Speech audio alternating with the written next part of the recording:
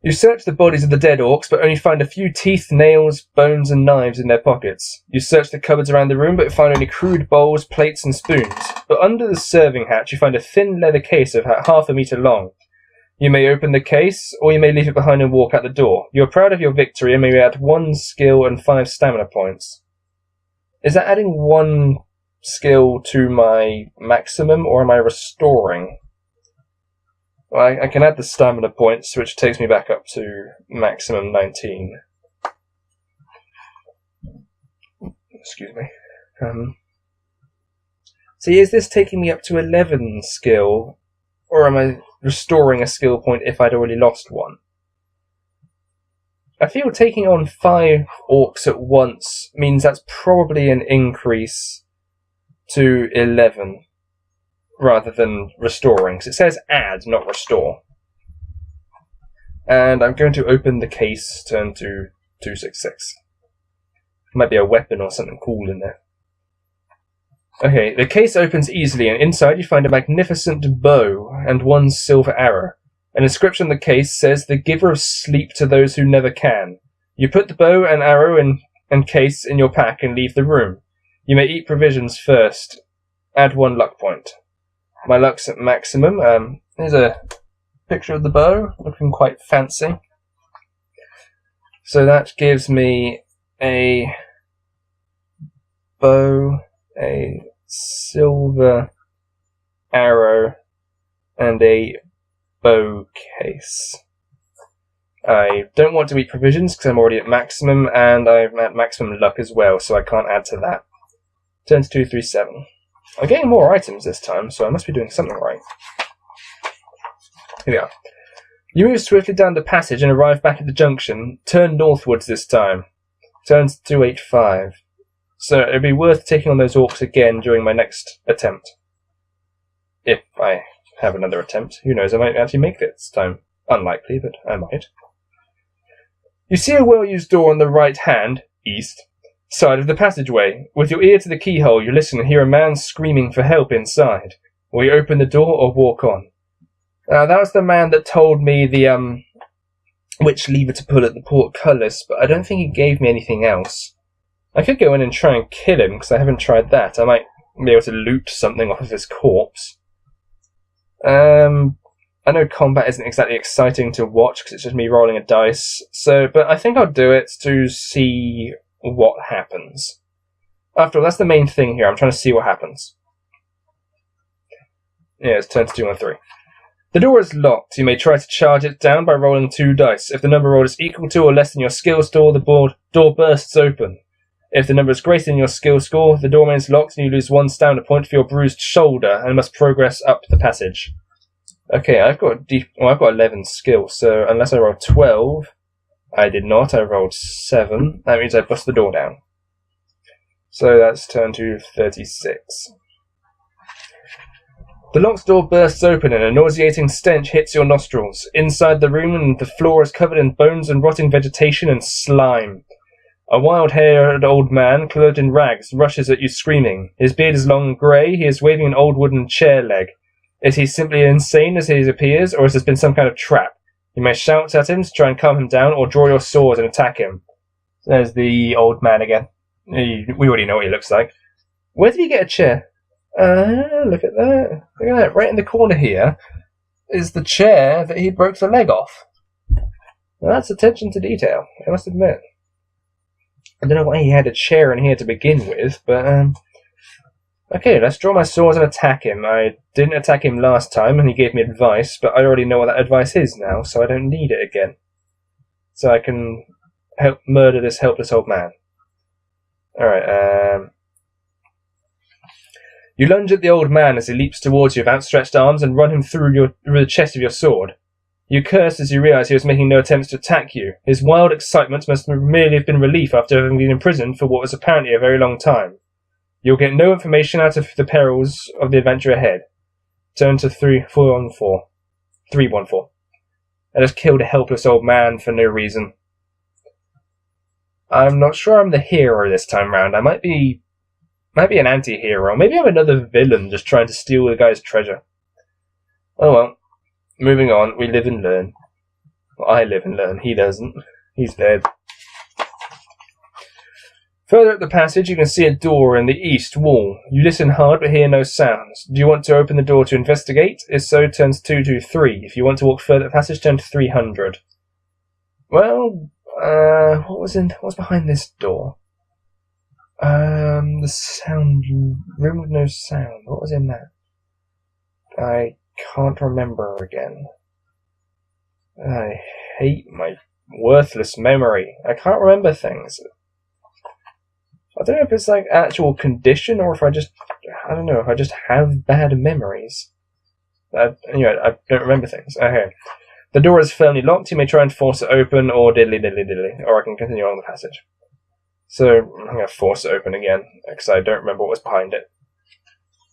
You charge the door, hitting it squarely with your shoulder, roll 2 dice. We've been over this. We know how doors work. I rolled 8, which means I have bust open the door again. Yes. So that's turned to 155. We know how the doors work, so I'm not going to bother reading it out again. 155. The door splits along its length, and you can wrench the timbers apart to let yourself in. A torch hangs from one wall, lighting up a small armory room stocked with swords, shields, helmets and daggers, breastplates and the like. You examine the weaponry and find nothing appearing superior to your own sword. However, a circular iron shield with a golden crescent catches the center, and at its centre catches your eye. And again, we've got the picture of it there, looking quite splendid, I think is the word.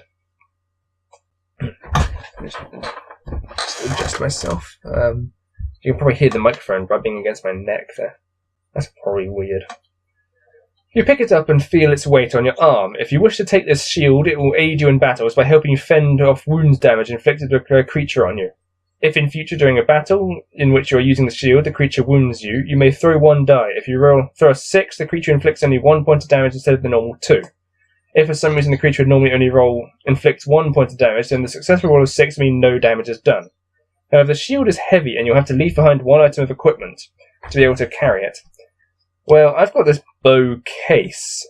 Now, I don't think I need the case for anything, as much as I need the actual bow and arrow. And I don't want to leave behind my mystery glove or my key, so I'm going to cross out bow case and leave that behind, and add the crescent shield. I'll just note down 155 so I remember where the instructions are, if I forget how it works. Also, I don't think I've actually been hurt in a fight at all yet during this run-through, but if I do, I'll have that to help me out. Possibly if I roll a 6, that is. Okay, 300. On the east wall of the passage, you see another door, this time made of solid metal. Listening at the door, you hear the sound of tortured screams coming from within. If you wish to try opening the door, turn to 102. If you decide to ignore this room and continue up the corridor, turn to 303. This was the room with the torturers where I stabbed the dwarf. I know that's probably not a very common sentence, but that's happened in the first time round, so I guess this time I'll probably try and fight the torturers since I've got the skill necessary. So let's have a look here. Yeah, here we are. The door is not locked and opens. The room in front of you seems to be a small torture chamber with various torture devices around the walls. In the centre of the room, 2 small hunchbacked creatures are having their fiendish way with the dwarf, who is tied to a hook in the ceiling by his wrists.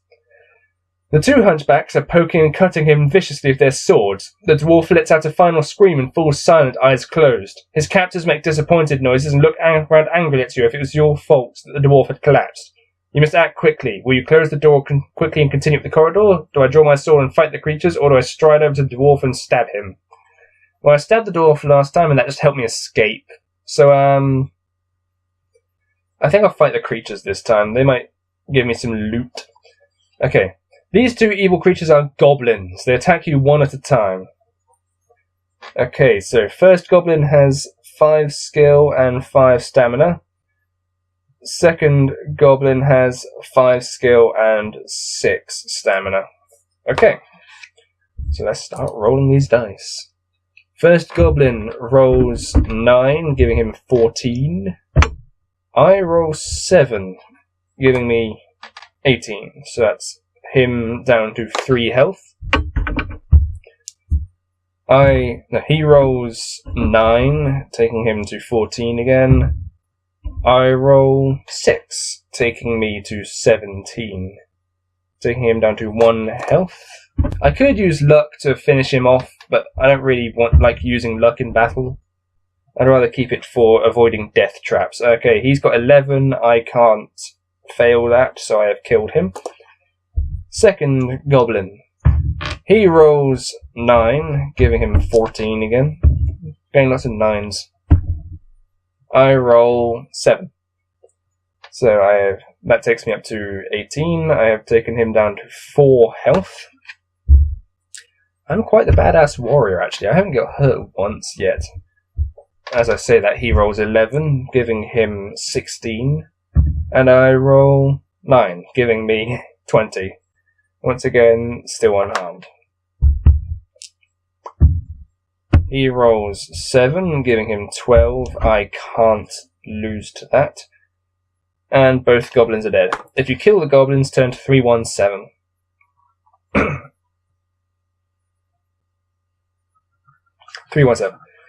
You cut down the dwarf. He is, as you guessed it, dead. Going through the pockets of the 2 goblins, you find a large piece of sweet-smelling cheese. If you wish to take this with you, put it in your pack and leave the room northwards. So I've got sweet cheese. It's quite a bizarre thing to get, actually. Maybe I'll find a mouse to give it to. Maybe it was that mouse that was in that box. The one where I found the gold coin. I could give it to him. Anyway, turn to 303. So if I find that mouse again, I'll give him the cheese. Yeah, turn to 303. Just have a swig of my cola. As re-parches my throat. You arrive at the end of the passage where it meets another going east-west, but an iron portcullis blocks your way, and no amount of charging is going to budge it. Once again, we have portcullis.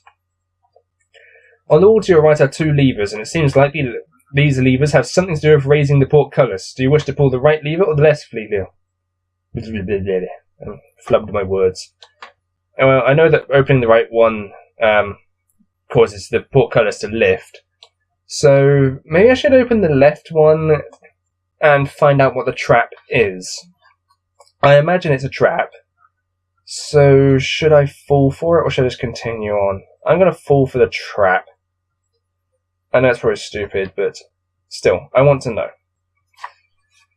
To your horror, you realise that this dummy lever was a trap. Although it looked like a handle, it was in fact a wax-coated sword blade, and it has now cut your hand badly. Did you use your right or left hand? Roll 1 die. If the number you roll is odd, this was your sword hand, and your fighting prowess has been severely hampered. Lose 3 skill points and 1 stamina. If you roll an even number, you used your other hand, so the injury is not quite so important.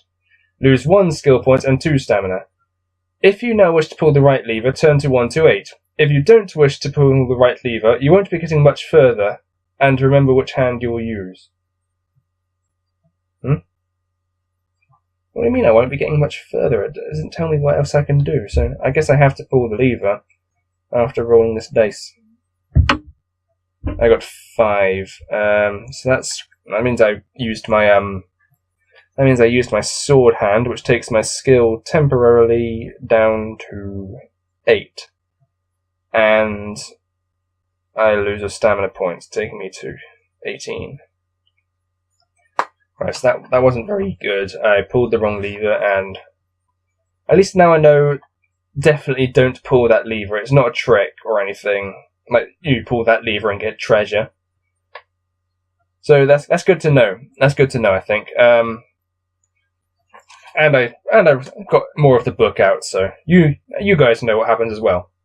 Anyway, 128. I've pulled the right lever this time.